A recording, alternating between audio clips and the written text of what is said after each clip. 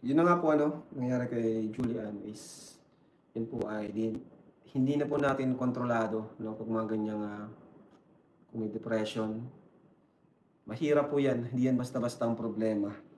Pinakamakakatulong sa kanya is yung family niya, siyempre yung sarili niya po, at siyempre si Lord, no? Kasi kami, malayo kami sa kanya, hindi kami palagi niyang kasama. Andito lang kami para sumuport sa kanya financially, no?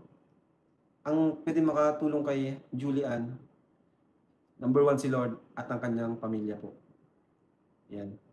Kaya gano'n po ano, sana Julian, pray ka lang at andito lang kami 'pag may problema ka, open ka lang sa'min, ano? 'Di ka nag-iisa, andiyan si Lord. So ayun na nga, mga kalingap, ang daming nangyari 'no. Una nga yun na nga 'no, thank you so much po. Check nga natin. Wow, 14,000 comments and almost 400,000 views na po. Grabe. Yung last vlog po natin, Krista Part 5. Krista Part 5 po, meron tayong 383,000 and 14,000 comments. Grabe, hindi ko ina-expect ito. Thank you po, salamat. Salamat po sa nagsuporta. Yan po ay tandem po yan guys, ano? Duet, gano'n. Thank you so much po at maraming, natuwa, maraming napasaya ng tandem nila, 'no.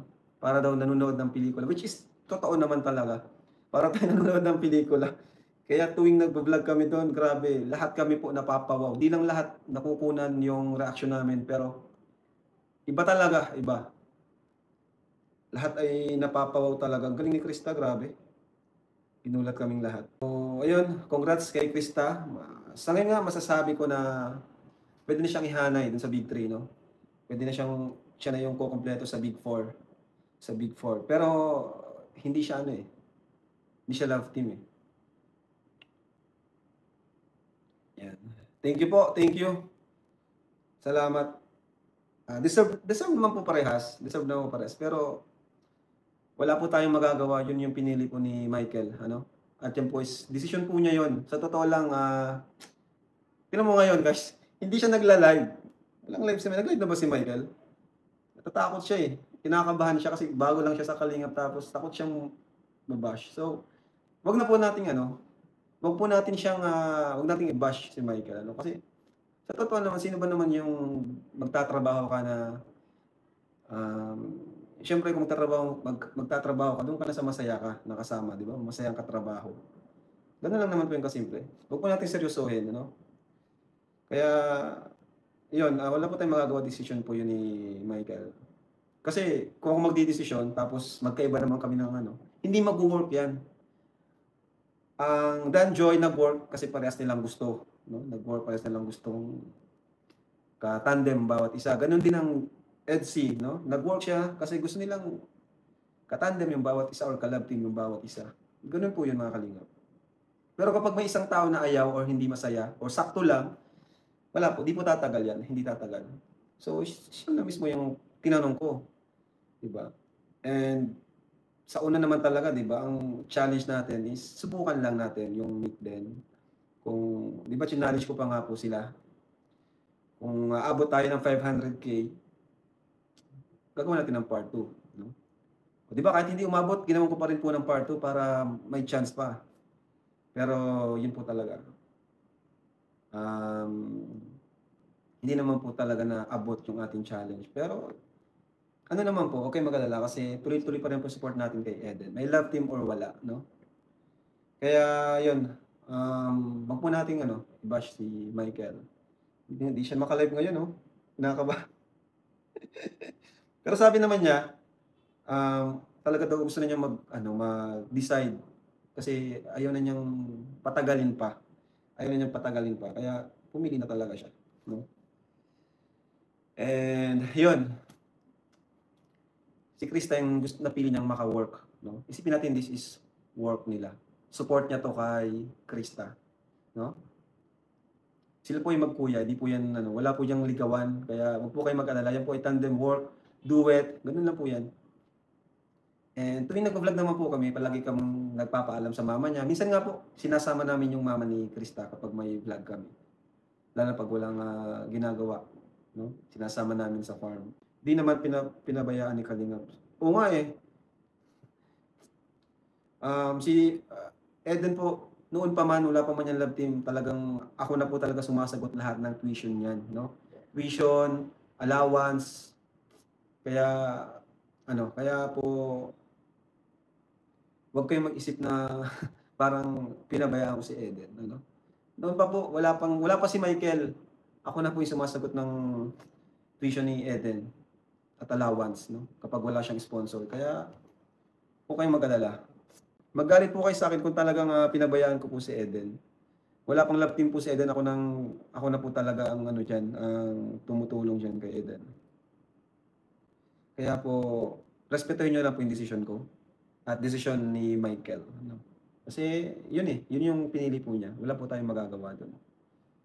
Wala po tayong magagawa kung yung pinili niyang suportahan at maka-work. Wala pa nga bahay si Eden eh.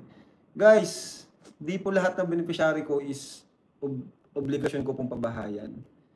Kaya wag niyo po akong pangunahan po, ano? Di naman po ako talagang sobrang yaman para lahat ng natulungan ko, lahat ng na-vlog ko is pabahayan ko kaagad. And marami po akong sinusuportahan, marami po akong buti nga po nasusuportahan ko siya sa school, no? Kaya wag niyo pong pangunahan po. Kung di ko kayang pabahayan sa ngayon, wala po kayong magagawa doon, no? Kasi may mga inuuna rin akong pabahayan, which is yung talagang walang-wala na talagang bahay, giba-giba na. Ayan. So, sunod ko pong pababahayan is si Inkit, ano? Kaya, yun po. Pasensya na po kayo. Kung mahal niyo po si Eden, edi sponsoran niyo po. Ganun lang naman po kasimple. Kung mahal si Eden, edi mag-sponsor kayo. Hindi yung magagalit kayo sa akin, which is ako lang din naman po yung tumutulong sa kanya, no? Eden din ang may kasalanan kung bakit nahuli siya sa napabahayan. Yung iba po kasi dito, di rin alam yung kwento ni Eden. Ngayon lang sila, mga bago lang siguro yung iba. Ang kwento po kasi niyan talaga, na-delay siya kasi nung una, ayaw po niyang pabahayan namin siya, no? Kaya yung mga bago dito na di alam yung kwento, ayan. Saka nung una po, di namin nilalove team si Eden kasi may boyfriend po siya noon. Kaya wag po kayong basta-basta lang maka-comment dyan na napag-iiwanan daw. Well, yung iba siguro di alam yung kwento, ano? Yan, panoorin niyo po yung mga vlog natin kay Eden para alam niyo po yung kwento kung bakit na-delay po siya sa pabahay, no? Yung iba po kasi ay basta lang maka-comment, hindi naman nila alam yung totoong kwento. Sa totoo lang po, kahit ganun yung sinabi niya, wala pong problema sa akin. Napabilib nga ako sa kanya kasi grabe ang nito ni Eden, kakaiba siya eh. Kakaiba siya, gusto niyang pabahayan, na gusto siya yung magpabahay or ayaw niyang umasa sa tulong. Which is, kaya siya naging kakaiba din. At okay din sa akin yun, napabilib ako sa kanya. Pero di naman ibig sabihin nun, hindi na natin siya tutulungan. Diba, until now po, tingnan mo, first year college na siya, nakasurvive siya sa first year, nang wala siyang kalab team, no? Sa second channel natin siya, sa tulong din ni Ian. Ako lahat, nagbibigay ako tuwing vlog, nagbibigay ako sa kanya, no? At meron pa dyan yung mga hindi natin na-vlog, na walang vlog po na binibigay po natin. Kaya, yun po, wag po kayong magalit kasi kung sa naitulong po ay po yan, hindi lang naman sa pagkakaroon ng love team tayo makakatulong, di ba? Pero ganun pa man po, kahit nagtanggi si Eden, may lupa na po si Eden, ano? So, papabayan po natin yan, wag lang po kayong masyadong excited. Kasi tinusuporta naman po natin si Eden sa pag-aaral, yung college niya, mahal po yung college ni Eden. Dapat kasi, Kuya Rob, hindi ka na nag-vlog ng Miko and Eden. Yun na nga po, marami po kasing nagla-live ako, marami nagko-comment na subukan daw. O sinubukan ko po, 'di ba? Challenge ko pa nga po kayo na pag umabot ng 500k, 'di ba? Lalagyan natin ng part 2 pero hindi umabot. Ginawa natin ng part 2 para tingnan natin kung aabot pa rin. Yan, hanggang sa nagkaroon naman, pinaduet naman natin si Michael kay Krista, nagduet sila. Doon naman dumami rin yung supporters ni Krista. So doon na medyo nahirapan na guys. Hanggang sa pinapili natin si Michael. So, Yan, wala po tayong kasalanan doon, no? Pinagbigyan lang po natin. Pinagbigyan lang po natin yung mga gustong subukan. 'Di ba may challenge 500 kay Eden at Mikoy pinagbigyan. Buti nga po pinagbigyan ko eh, kahit sa totoo lang sa totoo lang po, wala akong nakitang ano to, hindi man. May chemistry sila pero hindi ganoon kalakas kagaya nung nakita ko sa Edsy at sa Danjoy at sa Jomcar. Yung parang iniisip ko pa lang yung pagkikita, nakikita ko na yung chemistry. Sa totoo lang talaga, di ko yun naisip noon. Pero pinagbigyan ko sila kasi request niyo po eh. Buti nga po pinagbigyan ko po kayo. I mean yung iba nagre-request ngayon na nagagalit sa atin kasi ang pinili ni Michael is si Krista na maka-work or suportahan, di ba? Hanggang sa yun, unexpected din na marami rin yung nagustuhan yung tandem nila. Marami talaga. Sumabog. Sa views pa lang po, kitang-kita na po natin. No? True, wala talaga. O di ba? Di lang po ako yung nagsasabi.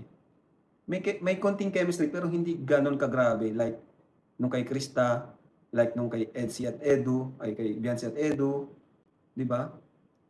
Panoorin niyo po yung mga unang vlog natin. Compare niyo po.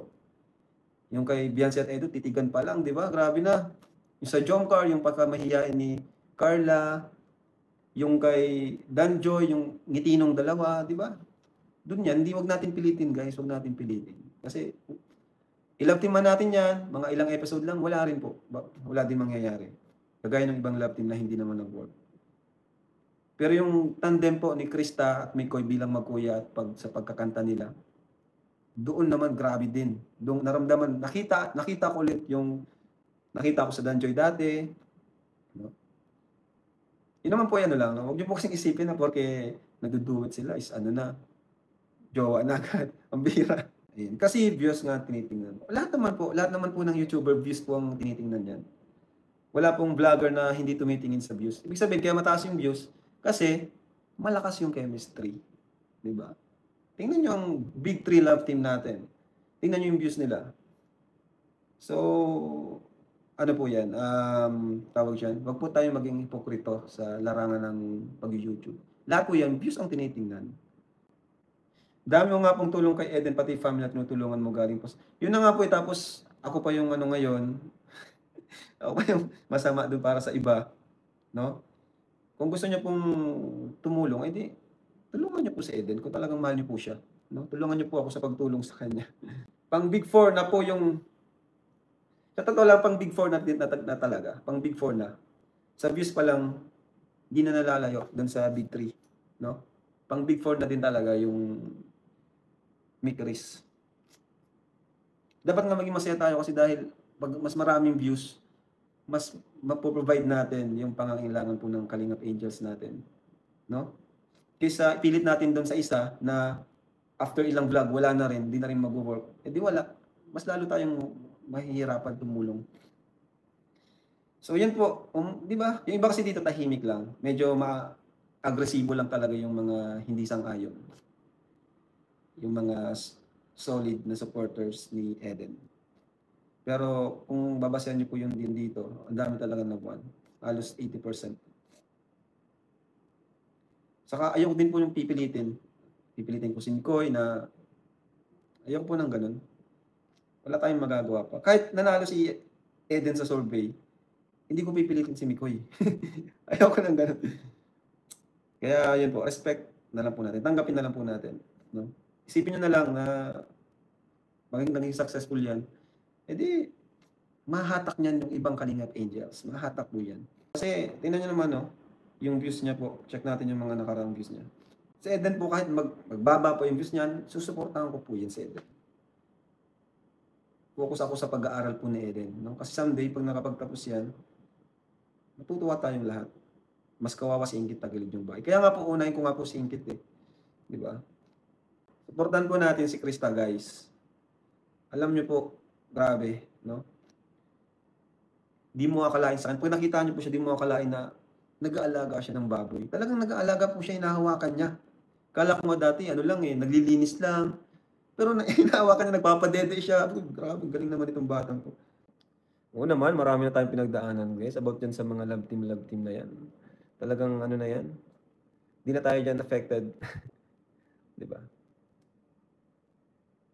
Yung una nga, 'di ba? Ang daming basher ni ano, nung kay Edu pa dati. Grabe. Halos lahat ng ano, 'di ba yung kay Biancy, Edu, grabe. Daming basher din nun. Pero tingnan niyo naman po, 'di ba, naging successful. Lahat po 'yan, pati nga po si ano eh, si Joms, umiyak pa po 'yan. Mas malala pa yung kay Papa Joms. Si Joms, si Eds, si Dan, grabe din sila, 'di ba? Isa pa 'yan, yung ano din nila, no? Si Dan at si Joy, grabe din yung simula noon.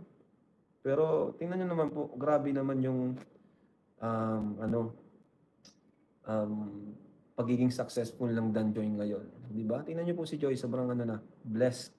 Talagang pinagpala po talaga. So, yun lang naman po ang goal po natin, no? Anyway, yun na nga po, ang dami pong nangyaring mga issue nitong mga nakaraan about sa pagti-TikTok ni Viancy. Ayan, ano pa. Nung napanood ko yung live ni Kuya Bal, no, ang daming bashers ni Papa, grabe. Ba't niyo po binabash si Kuya Bal? Grabe naman po kayo. Doon naman po sa nangyari, doon sa kay Bopil at kay, ang mali po talaga doon is si Bopil. Kasi bakit niya nireaksyonan si Viancy, di ba? Bawal reaksyonan ng masama ang beneficiary ko.